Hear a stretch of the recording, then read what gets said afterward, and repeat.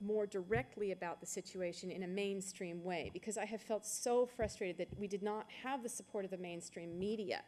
And advertisements are fantastic, but they are what people TiVo through, you know, and we need to get people where they live and somehow approach them through this human way that inflames people in the same way that that one moment happened for John and it happened for me when reading Anne Frank. Well, someone's got to feel the story of a girl who was raped outside the Chadian refugee camps and the pain of her mother as she cleaned her off and could do nothing. You know, I always include some quote, as people have been talking about it from a direct person on the ground there, someone who's suffered an immense loss. And it's always uncomfortable, and I'm never really sure if I should, but I always feel that I have to because I'm bearing testimony for these people.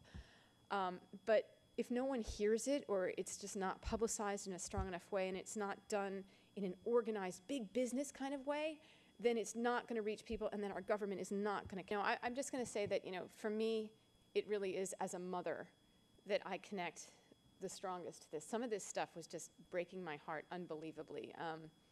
I think seeing the small children just made me want to cry so much because the little foot reminded me of my son's foot, and I think somehow we have to partner. Also, you know, trying to work with big business to make, you know, because I think people do innately want to do good in American society. I think that we have something in us that is idealistic.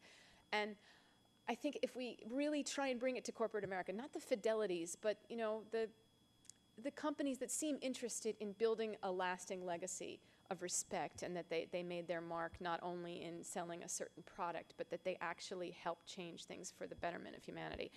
And if somehow we can tap into that personalization where people do not look away, where they are not so turned off by the atrocity, but it's just enough of a hint, like that foot, that child's foot that just looked like my son's foot, that is the key that we have to find, so that people find the love in their hearts that they hold for those dear to them, and have the empathy to reach out and really accept no more this delay, this slow rollout of reaction. When I spoke at the rock concert, the kids there, the young people, they were so there. They were so willing to get up and try and find their own political voice and speak out a bit about something that was so clearly wrong. This is a no-brainer. This is not political. This is just clearly wrong. And everywhere I've been, you know, Central Park, the Save Darfur rally, when I spoke there, you know, you had a rapt audience and people chanting and screaming.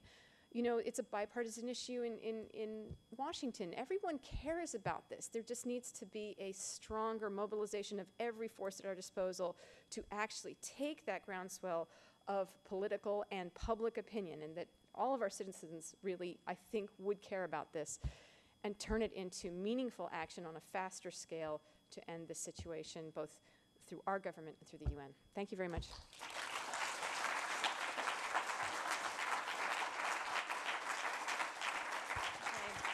Guys, I'm sorry, that's all the time we have.